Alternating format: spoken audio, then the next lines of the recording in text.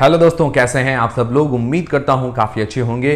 तो दोस्तों, net web technologies का जो आईपीओ है उसका अलॉटमेंट का जो प्रोसेस है वो पूरा हो चुका है। अब दोस्तों, जिन जिन लोगों को ये आईपीओ अलॉट हुआ है तो अब उनका ये सवाल है कि लिस्टिंग डे पर हमारी स्ट्रेटेजी क्या रहनी चाहिए। मतलब इसको लॉन्ग टर्म के लिए होल्ड करना है या लिस्टिंग गेन्स लेकर एग्जिट हो जाना चाहिए।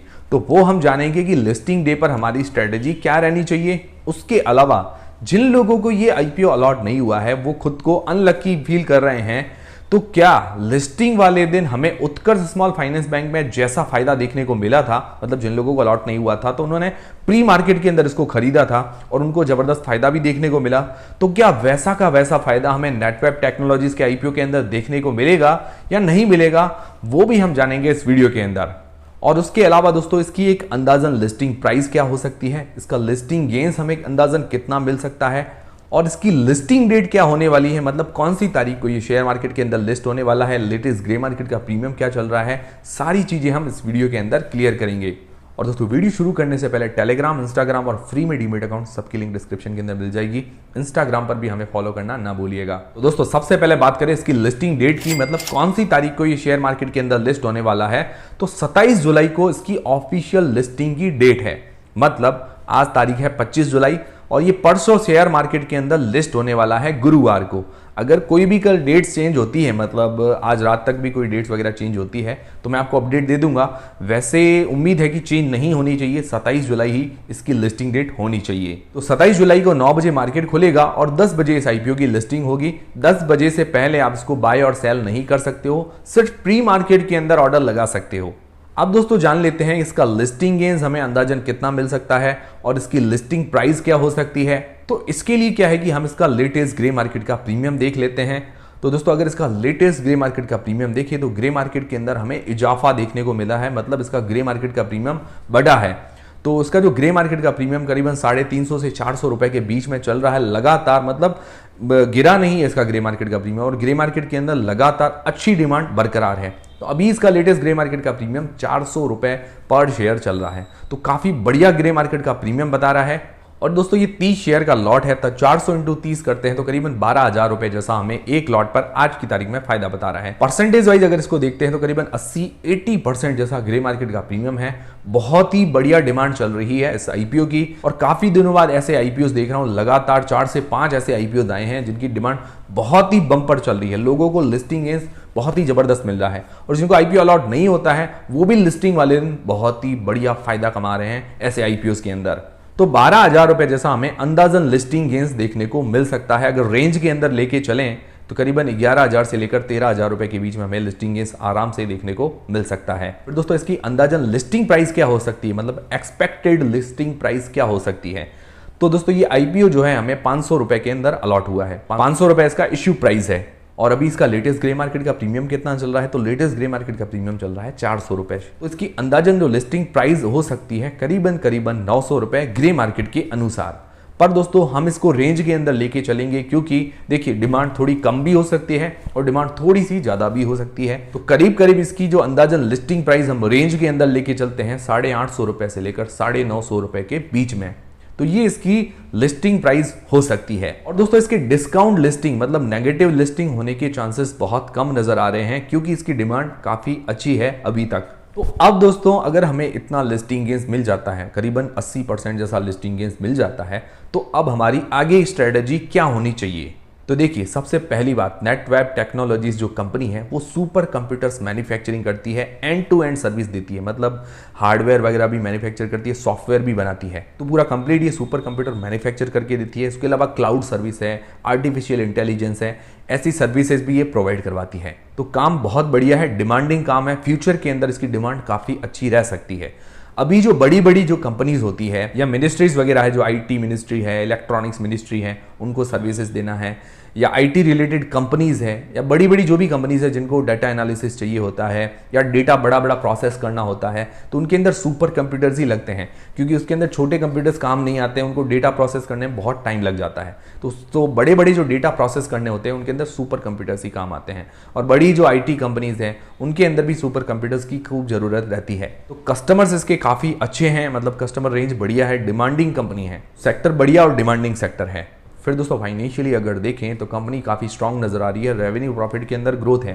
इसके अंदर एक कमी थी फाइनेंशियल के अंदर, इसके ऊपर बोरोइंग्स थी 35 करोड़ रुपए के आसपास की, जो कि आईपीओ आने के बाद जो भी पैसे जुटाएगी उससे 22.5 करोड़ रुपए इसकी उधारी चुकाने के अंदर काम आ जाएंगे।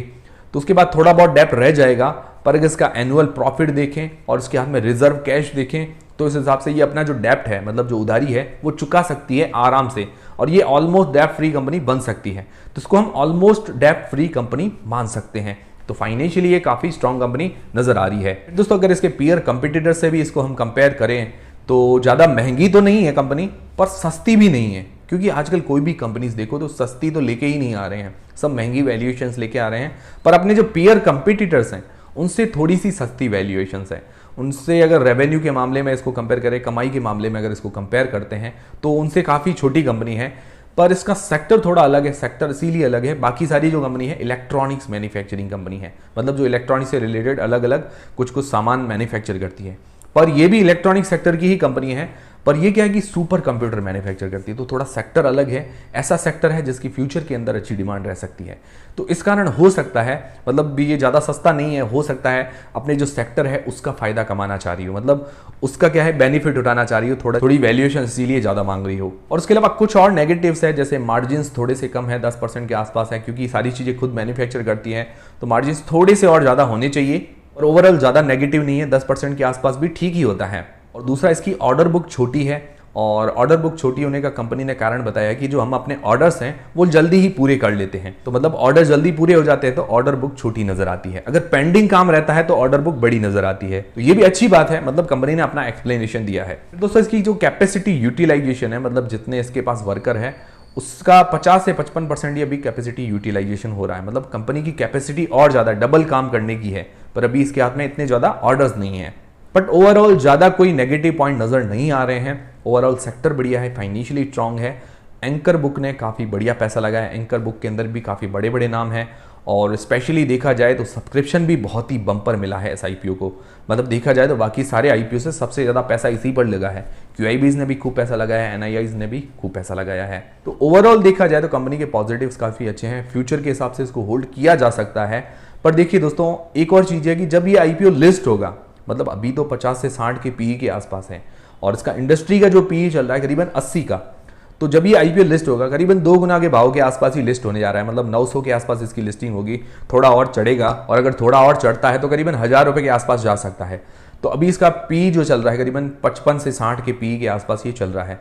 तो उसके बाद क्या है कि 100 से ऊपर का पी हो जाएगा। तो ये जो आईपीओ है लिस्ट होने के बाद महंगा हो जाएगा, तो ये चीज भी हमें ध्यान में रखनी है। तो अब कैटेगरी वाइज इसको देखते हैं कि जिन लोगों ने सिर्फ लिस्टिंग गेन्स के लिए अप्लाई किया है तो उन लोगों को क्या करना चाहिए। तो जिन लोगों ने सिर्फ लिस्टिंग गेन्स के लिए अप्लाई किया है तो उनकी तो स्ट्रेटेजी यही रहनी चाहिए कि लिस्टिंग गेन्स लेकर एग्जिट हो जाओ, ये सबसे बढ़िया स्ट्रेटेजी है। पर देखिए दोस्तों, अगर आप चाहते हैं, मतलब थोड़ा बहुत आपके मन में कंफ्यूजन है कि मुझे थोड़ा और होल्ड करना है, तो अपना बेसिक अमाउंट निकाल लीजिए 15,000 रुपए, बाकी शेयर्स इसके होल्ड कर सकते हैं।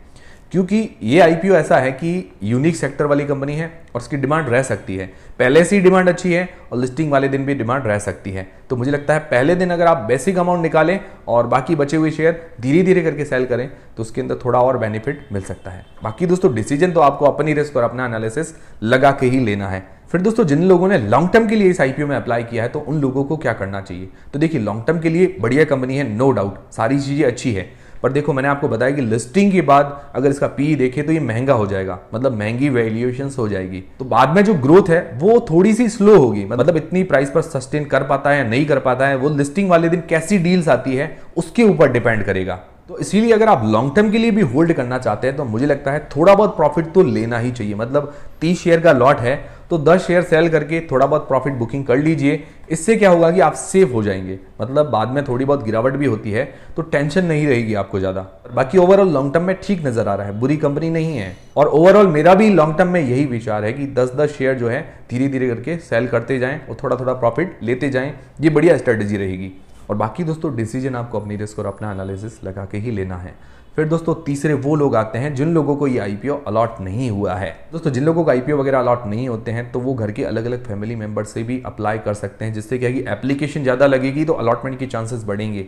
तो आपके पास या आपके फैमिली मेंबर्स में किसी के पास भी डीमेट अकाउंट नहीं है तो बिल्कुल फ्री में डीमेट अकाउंट खुलवाने की लिंक आपको डिस्क्रिप्शन के अंदर मिल जाएगी। और उसके अलावा दोस्तों टेलीग्राम चैनल को भी ज्वाइन कर लीजिए ताकि आपको छोटे मोटे अपडेट्स मिलते रहें। इंस्टाग्राम पर भी हमें फॉलो करना ना भूलिएगा।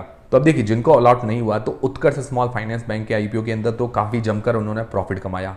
तो उत्कर्ष स्मॉल फाइनेंस बैंक के आईपीओ के अंदर क्या था कि वो आईपीओ सस्ती वैल्यूएशंस पर था और लिस्टिंग के बाद भी इतनी ज़्यादा महंगी वैल्यूएशंस नहीं थी। तो उसके अंदर थोड़ा सा श्योरिटी बन रही थी, मतलब रिस्क थोड़ा सा कम था कि भाई इसके अंदर हमें लिस्टिंग गेन्स मिल सकता है। और उसके अलावा भी जिनको अलॉट नहीं हुआ है वो प्री मार्केट के अंदर भी अगर इसको खरीदते हैं तो उनको भी थोड़ा बहुत प्रॉफिट मिल सकता है, ऐसा अंदाजा था। रिस्क थोड़ा कम थी। रिस्क तो सब में होता है, मतलब ऐसा फिक्स नहीं होता कि इसमें मिलेगा ही मिलेगा, रिस्क सब में होता है। और पहचाना हमको खुद को होता है कि हमें अप्लाई करना है या नहीं करना, मतलब इसको बाय करना है नहीं करना है।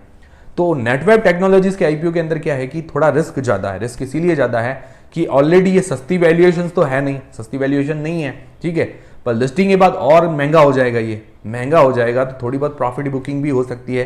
अब उस प्राइस पर ये सस्टेन कर पाए या नहीं कर पाए, मतलब खुलते ही थोड़ा नीचे आ जाए, इसकी थोड़ी संभावना है कि खुलते ही थोड़ा नीचे भी आ सकता है, प्रॉफिट बुकिंग भी हो सकती है। इसके लिए क्या है कि आप ट्राई करें कि भाई 9:15 से लेकर 9:45 तक जो प्री मार्केट ऑर्डर लगते हैं, पर उसके बीच में आप ट्राई करें कि 9:35 से 9:40 तक बायर्स कितने बढ़े हैं, या सेलर्स बढ़े हैं या बायर्स बढ़े। अगर बायर्स ज्यादा बढ़ते हैं तो रिस्क लेने का सोच सकते हैं, अगर सेलर ज्यादा है तब क्या है कि इससे दूरी बनाना थोड़ी बेहतर है। अब प्री मार्केट के अंदर बाय कैसे करते हैं, तो इसके लिए आप सर्च कर लीजिए IPO pre market order Jayesh Khatri, YouTube पर लिखिए तो आपको वीडियो मिल जाएगा कि प्री मार्केट के अंदर बाय सेल कैसे करते हैं।